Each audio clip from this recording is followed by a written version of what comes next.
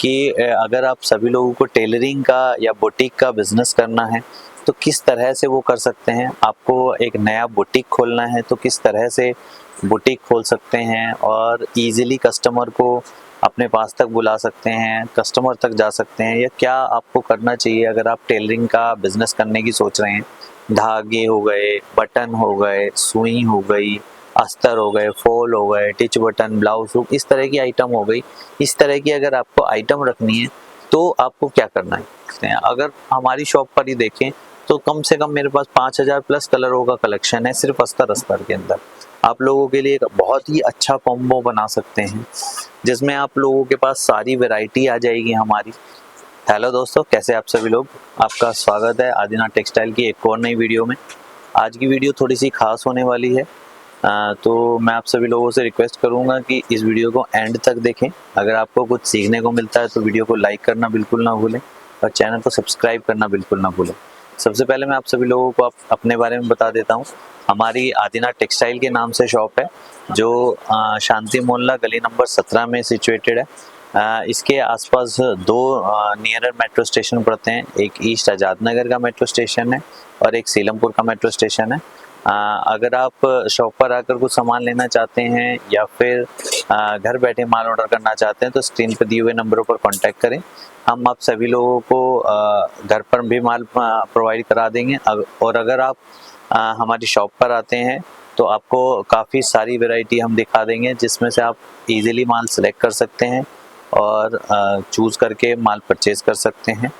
घर पर माल मंगाने के लिए हमारी स्क्रीन पे दिए हुए नंबरों पर कांटेक्ट करें। हम आपको इजीली गाइड कर पाएंगे कि कैसे कैसे और क्या क्या आइटम मंगानी है, या फिर अगर आपने कोई लिस्ट वगैरह बना रखी है तो वो भी आप हमें भेज सकते हैं, हम उसके अकॉर्डिंग भी आपको माल भेज देंगे। तो बढ़ते हैं अपनी वीडियो की तरफ, जिसमें मैं आप सभी लोगों को बताने वाला हूँ अपने एक छोटे से एक्सपीरियंस से। मैं आप सभी लोगों को ये बता सकता हूँ कि अगर आप सभी लोगों को टेलरिंग का या बुटीक का बिजनेस करना है तो किस तरह से वो कर सकते हैं। आपको एक नया बुटीक खोलना है तो किस तरह से बुटीक खोल सकते हैं और इजीली कस्टमर को अपने पास तक बुला सकते हैं, कस्टमर तक जा सकते हैं, या क्या आपको करना चाहिए अगर आप टेलरिंग का बिजनेस करने की सोच रहे हैं। तो बढ़ते हैं इसमें। कुछ एक पॉइंट्स का ध्यान रखना होगा। सबसे पहले तो ये आपको डिसाइड करना होगा कि आपका एरिया किस तरह का, जिसमें आपको ये जानना होगा कि आपको किस तरह का आइटम अपने पास रखना है। सबसे पहले आपको ये डिसाइड करना होगा कि आपको बुटीक खोलना है या टेलरिंग की शॉप खोलनी है। अगर आप शॉप खोलना चाहते हैं या बुटीक की शॉप खोलना चाहते हैं या फिर खुद टेलरिंग करना चाहते हैं, ये सबसे पहले आपको आइडेंटिफाई करना होगा। यानी अगर आप टेलरिंग का बिजनेस खोलना चाहते हैं और आइटम्स रखना चाहते हैं तो उसके लिए भी हम आप लोगों की हेल्प करेंगे। और या फिर अगर आप खुद स्टिचिंग करना चाहते हैं और लोगों के लिए मतलब आप लहंगा या फिर कुछ चीज़ें डिज़ाइन करना चाहते हैं, उस तरह की चीज़ें आप लोगों को आती हैं, जो भी स्टिचिंग हुई या फिर कलर करेक्शन हुआ या अस्तर फॉल की वैरायटियाँ हुई, ये इस तरह की चीज़ें बनाना चाहते हैं तो उसके लिए भी मैं आप लोगों को गाइड कर दूँ। तो सबसे पहले तो आपको यही डिसाइड करना है कि आपको करना क्या है। उसके बाद आप लोगों को अपनी एरिया को देखना है कि आपका एरिया किस तरह का है। अगर बहुत सारे लोग चीज़ें बनवाने के लिए काफ़ी दूर तक जाते हैं तो आप लोगों के लिए बुटीक खोलना सबसे ज़्यादा इम्पोर्टेंट है और वो आपके एरिया में काफ़ी अच्छा वर्क भी करेगा। इसमें हमने सबसे पहले ये जाना कि आप लोगों को सबसे पहले क्या खोलना है। तो हम वन बाय वन चीज़ों को डिस्क्राइब करना, समझाना मैं आप सभी लोगों को शुरू करता हूँ कि सबसे पहले हम बात करते हैं कि अगर आपको टेलरिंग की शॉप खोलनी है, जैसे मतलब टेलरिंग की शॉप से मतलब हुआ कि आपके पास हर आइटम होनी चाहिए, जैसे धागे हो गए, बटन हो गए, सुई हो गई, अस्तर हो गए, फॉल हो गए, टिच बटन, ब्लाउज हुक, इस तरह की आइटम हो गई। इस तरह की अगर आपको आइटम रखनी है तो आपको क्या करना है। इसमें सबसे पहले तो आपको ये जानना है कि आपका एरिया किस तरह का है। आपका एरिया इस तरह का ना हो कि जहाँ बहुत ज़्यादा कंपटीशन हो, जैसे एक के बाद एक कई सारी दुकानें हो, तो वो थोड़ा सा आपके लिए नेगेटिव हो सकता है।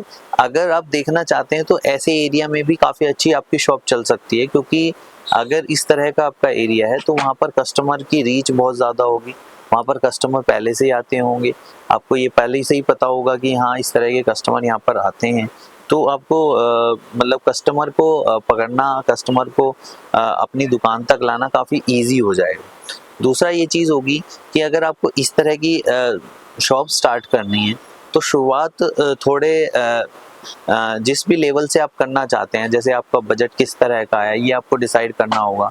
एक बजट प्रॉपर बनाना होगा कि आपको कितने अमाउंट का मटेरियल अपनी दुकान पर रखना है, क्योंकि ये इस तरह का काम है जिसमें आप सभी लोग कितना भी पैसा इन्वेस्ट कर सकते हैं। मतलब शुरुआत अगर आप देख के चलें मात्र 10,000 रुपये से भी बिजनेस स्टार्ट हो सकता है, और अगर आप करना चाहें तो 5 लाख रुपए से भी बिजनेस स्टार्ट हो सकता है, 10 लाख रुपए भी लगा सकते हैं, क्योंकि अस्तर फॉल की ही एक मात्र ऐसी वैरायटी है जिसमें आप एंडलेस कलर आप देखने को मिलेंगे। मतलब बहुत सारे कलर आप लोगों को देखने को मिलेंगे, तो आप जितने चाहें आप कलर भर सकते हैं। अगर हमारी शॉप पर ही देखें तो कम से कम मेरे पास 5,000 प्लस कलरों का कलेक्शन है सिर्फ अस्तर के अंदर। और फॉल की बात तो छोड़ ही दीजिए, फॉल में तो मेरे पास एंडलेस कलर हैं। उसके अलावा अगर हम रील के धागे मतलब धागे की रील में देखें तो धागे की रील के अंदर भी मेरे पास एंडलेस कलर है।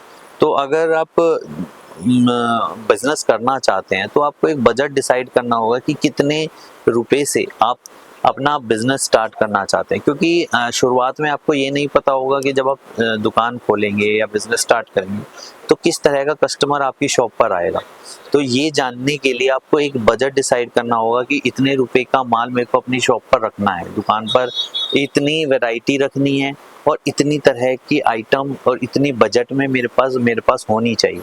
उसके बाद दूसरा स्टेप आ जाता है कि आपको उस एरिया के अंदर आपको जैसे आपके पास कोई शॉप है पहले से, या फिर आपको रेंट पे कोई एक शॉप लेनी है, तो वो चीज़ भी आपको कंसीडर करनी पड़ेगी। वो चीज़ भी आप लोगों को देखनी पड़ेगी कि किस तरह से मतलब अगर कोशिश तो ये करें कि मेन मार्केट में अपनी शॉप रखें। अगर मेन मार्केट में नहीं है, अंदर है, तो आपको वहाँ तक कस्टमर को किस तरह ले जाना है, जैसे प्रॉपर बोर्ड लगाना या फिर प्रॉपर कस्टमर तक रीच बनाना किस तरह से है, ये सब आपको जानना पड़ेगा सबसे पहले। उसके बाद ही आप अपनी बिजनेस की शुरुआत कर सकते हैं। बिजनेस जहाँ पर जैसे अगर सपोज आपने कोई बिजनेस खोल लिया, कोई अपनी शॉप ले ली, दुकान ले ली, तो उसके बाद आप हमसे कांटेक्ट करें। ये समझाएं हमें कि आप कितना बजट लेकर चल रहे हैं, कितना माल भरने की सोच रहे हैं अपनी शॉप पर। वो माल आप हमसे ले सकते हैं। उस माल में आपको ये हमें बताना पड़ेगा कि आप क्या बजट सोच के चल रहे हैं। हम उस बजट के अकॉर्डिंग भी आप लोगों के लिए एक बहुत ही अच्छा कॉम्बो बना सकते हैं, जिसमें आप लोगों के पास सारी वैरायटी आ जाएगी हमारी, जिसमें कुछ चीज़ें हम लोग डाल सकते हैं। देखिए, अगर बजट कम होगा तो हम वैरायटी भी आप लोगों के लिए उतनी ही कम रख पाएंगे, लेकिन इसी हिसाब से आप कोशिश करें कि अपना थोड़ा सा बजट बढ़ा के चलें, जिससे हम आपको सारी वैरायटी दे सकें। मतलब अगर आप जैसे कोई शॉप खोल रहे हैं तो आपको एक बात समझनी पड़ेगी कि कस्टमर चाहता है वैरायटी। तो अगर आपकी शॉप पर जैसे सपोज एक चीज़ है इंची टेप या फिर ब्लाउज हुक हो गया, तो ब्लाउज हुक में आपके पास सारी वैरायटी होनी चाहिए। जैसे लोहे का ब्लाउज हुक भी होना चाहिए, स्टील में ब्लाउज हुक भी होना चाहिए, साइज छोटा साइज भी होना चाहिए, बड़ा साइज भी होना चाहिए। आपको सिल्वर कलर का ब्लाउज हुक भी होना चाहिए, ब्लैक कलर का ब्लाउज हुक भी होना चाहिए। तो मतलब हर तरह की वैरायटी आप लोगों के पास होनी चाहिए, तभी कस्टमर आप तक जुड़ पाएगा। अगर सपोज कस्टमर आप एक बात मान के चलिएगा कि जो भी ग्राहक आपकी दुकान पर आता है, जो भी कस्टमर आपकी दुकान पर आता है, वो इसलिए नहीं आता कि आपके पास एक दो वैरायटी है, वो इसलिए आता है कि वो सोच के आता है कि आपके पास कई सारी वैरायटी उसे देखने को मिलेगी। तो जब आप उसको कई सारी तरह की वैरायटी दिखाएंगे तभी वो चीज़ों को समझ पाएगा। और कस्टमर की ये मेंटालिटी होती है, अगर वो उसे 2 या 3 तरह की वैरायटी देखने को मिलेगी तो ही उसमें से वो 1 या 2 तरह की वैरायटी चूज़ कर पाएगा। क्योंकि अगर उसके पास वैरायटी ही नहीं होगी, उसके पास ऑप्शन ही नहीं होंगे चूज़ करने के लिए, उसे सपोज अगर वो चाहता है कि उसे कोई वैरायटी पसंद आई है, उसमें से वो लेना चाहता है, जैसे वो ब्लाउज हुक रखना चाहता है कस्टमर, या वो कस्टमर आपके पास आया है, कोई बुटीक का आदमी आया है, जैसे वो सिलता है या कुछ करता है, तो वो अगर आपके पास आता है, तो अगर आपके पास वैरायटी ही नहीं होगी किसी आइटम की, तो वो चूज़ नहीं कर पाएगा, सिलेक्ट नहीं कर पाएगा उसके अंदर से। तो इसलिए कोशिश ये करें कि वैरायटी रखें अपने पास, और हर तरह के आइटम में कुछ ना कुछ वैरायटी जरूर रखें। जैसे इंची टेप रखने हैं तो 2 वैरायटी जरूर रखें, एक नॉर्मल लेवल का और एक थोड़ा सा अच्छे लेवल का, तो जिससे कस्टमर को थोड़ा सा आइडिया लग पाएगा कि हाँ इस तरह की वैरायटी होती है। उसके बाद तीसरी एक चीज़ सबसे बड़ी आ जाती है कि आप जो वैरायटी अपनी शॉप पर रख रहे हैं उस वैरायटी के अंदर आप कितनी चीज़ें उसे प्रोवाइड कर पा रहे हैं। जैसे मतलब अगर सपोज कर लीजिए, जैसे अगर हम लोग सपोज फॉल्स रख रहे हैं तो फॉल में एक तो चीज़ ये हो गई कि आप उसे वैरायटी प्रोवाइड कर रहे हैं, जैसे 10 रुपए की फॉल है, 12 की फॉल है, 15 की फॉल है, 20 की फॉल है, एक तो ये चीज़ हो गई। दूसरा ये चीज़ हो गई उसे उस वैरायटी के अंदर भी, जैसे सपोज हम 10 रुपए की वैरायटी कस्टमर को पसंद आती तो उसके अंदर भी पूरे कलर्स आपके पास होने चाहिए। ऐसा नहीं है कि आप 2 या 3 या 4 कलर रख रहे हैं और उसी कस्टमर को बेच रहे हैं, तो कस्टमर सेटिस्फाई नहीं होगा। और एक बार अगर कस्टमर आपकी शॉप से जाता है तो वो दोबारा बिल्कुल भी आपकी तक नहीं आता। ये बात हमेशा मान के चलिए, कस्टमर का जो फर्स्ट इम्प्रेशन होगा वो आपको बहुत ही अच्छा बनाना पड़ेगा। दूसरा आपको ये भी ध्यान रखना पड़ेगा कि कस्टमर आपकी दुकान पर आता है अगर, तो उसे थोड़ा सा अच्छा गेस्चर दीजिए, उसे अच्छे से समझाइए कि किस चीज़ का उसके लिए क्या फ़ायदा है, उससे पूछिए कि वो क्या चीज़ें करता है, उसके लिए उसे क्या बेस्ट रहेगा।